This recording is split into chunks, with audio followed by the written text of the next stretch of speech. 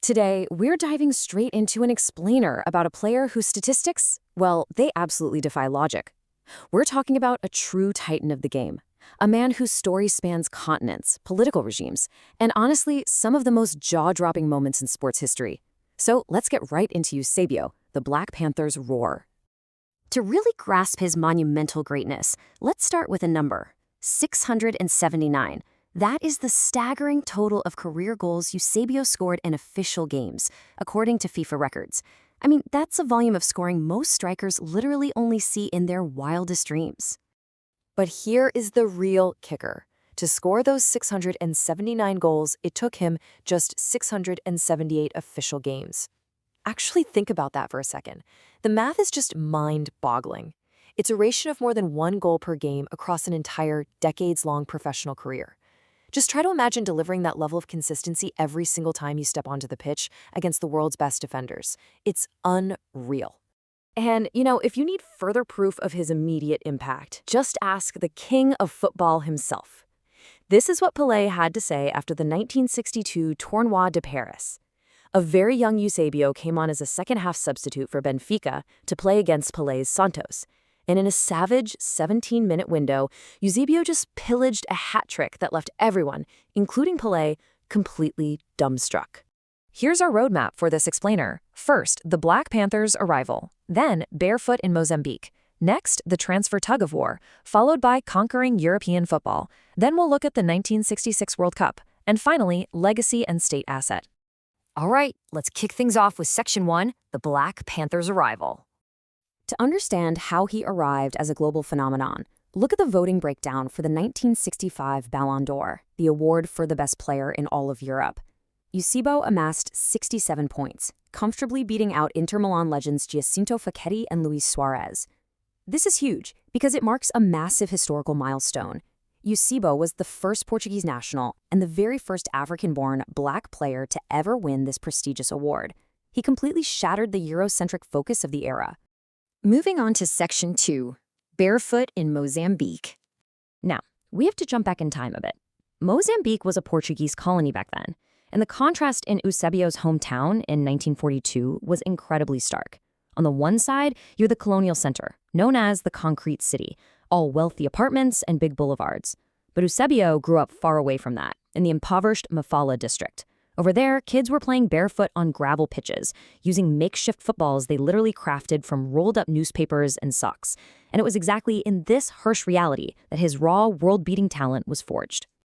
Which brings us to Section 3, the transfer tug-of-war. Okay, you have to hear this sequence of events because it's like a movie script. So how does a barefoot kid make it to Europe? Well, originally, Eusebio was recommended to Benfica's local feeder club, Desportivo. But get this, they rejected him without even a trial. So he played for Sporting CP's local nursery side instead. Then, in early 1960, a Brazilian coach named Carlos Bauer sees him play and tips off Benfica's legendary manager, Bela Gutmann, wait for it, in a Lisbon barbershop. Gutmann immediately swoops in and signs the teenager for a bargain $20,000. Naturally, Sporting was furious. To prevent them from poaching or literally kidnapping him back, Gutmann actually hired bodyguards and hid Eusebio in an Algarve safe house. Sporting's feeder team completely missed out on the ultimate prize. Let's jump to Section 4, conquering European football. Once he was safely in Lisbon, Eusebio showed off 3 defining attributes that essentially transformed Benfica into an absolute dynasty. First up, a lethal right-footed shot that fired like a mortar. Second, explosive, exceptional speed. But third, and honestly perhaps the most important part, was his intuitive connection and deep humility with his teammates. Remember, growing up in that egalitarian environment of Mafalala made him the ultimate team player. He didn't have a massive ego. He listened, he collaborated, and that humility was just the perfect complement to his staggering physical gifts. Just listen to how the English commentators described him back in 1966. They called him the Portuguese spaceman because he was constantly finding open space on the pitch, seemingly just floating right past defenders. And they dubbed him the hardest hitter of a ball in Europe. These phrases really paint this vivid sensory picture of a player who struck the ball with such violence and precision that goalkeepers would just freeze in their tracks.